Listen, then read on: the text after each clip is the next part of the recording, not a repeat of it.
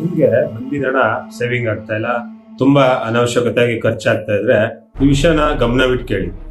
11ನೇ ಮನೆ gaining house ನಿಜ, ಆದ್ರೆ ಗೇನಿಂಗ್ ಆಗಿರೋದು ಸ್ಟೋರ್ ಆಗೋದು ವೆಲ್ತ್ ಹೌಸ್ ಅಂದ್ರೆ ನಿಮ್ಮ 2ನೇ ಮನೆ.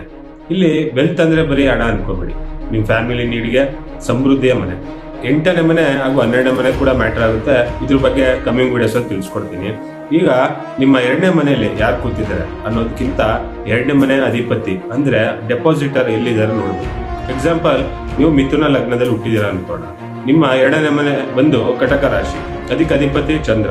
ಚಂದ್ರ ನಿಮ್ಮ ಮೊದಲನೇ ಮನೇಲಿ ಕೂತಿದ್ರೆ ನಿಮ್ಮ ಪ್ರೆಸೆನ್ಸ್, ನಿಮ್ಮ ಪರ್ಸನಲ್ ಬ್ರ್ಯಾಂಡ್ ನೀವೆಷ್ಟು ನಿಮ್ಮ ಮೇಲೆ ಇನ್ವೆಸ್ಟ್ ಮಾಡ್ಕೋತೀರಾ ಅಷ್ಟು ಸೇವಿಂಗ್ಸ್ ಹೋಗುತ್ತೆ. ನಿಮ್ದೇ ಆದ ನಾಲೆಜ್, ನಿಮ್ಮ ಬ್ಯೂಟಿ, ನಿಮ್ಮ ಚಾರ್ಮ್ ಹೆಚ್ಚಿಸ್ಕೊಂಡ್ರೆ ಇಲ್ಲಿ ವೆಲ್ತ್ ಜನರೇಟ್ ಆಗುತ್ತೆ.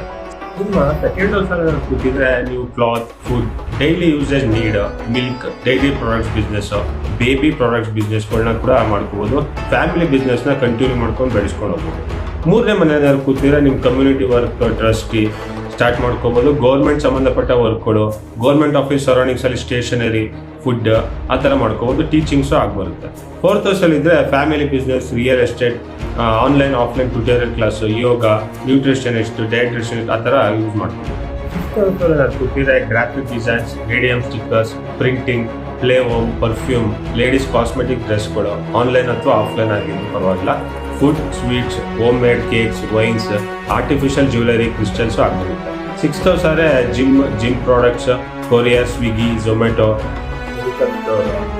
ಮತ್ತೆ ಸರ್ವಿಸ್ಗಳು ಆ ಥರ ಆಗ್ಬರುತ್ತೆ. ರಿಮೈನಿಂಗ್ ನೆಕ್ಸ್ಟ್ ಪಾರ್ಟಲ್ಲಿ ತಿಳಿಸ್ಕೊಡ್ತೀನಿ. ಹಾಗೂ ರಾಹು, ಕೇತು ಇದ್ರೆ ಏನು ಮಾಡಬೇಕು, ಈ ಮನೆಗಳಲ್ಲಿ ರೆಟ್ರೋಗ್ರೇಡ್ ಪ್ಲಾನೆಟ್ಗಳು, ಡೆಬಿಲೇಟೆಡ್ ಪ್ಲಾನೆಟ್ಗಳು ಇದ್ರೆ ಏನು ಮಾಡಬೇಕು, ಸೊಲ್ಯೂಷನ್ಗಳು ಇಂಡಿವಿಜುವಲ್ ಚಾರ್ಟ್ ಮೇಲೆ ಡಿಪೆಂಡ್ ಇರುತ್ತೆ ಹಾಗೂ ವೇರಿಯಬಲ್ ಇರುತ್ತೆ ಮತ್ತೆ ಎಫೆಕ್ಟಿವ್ ಆಗಿರುತ್ತೆ.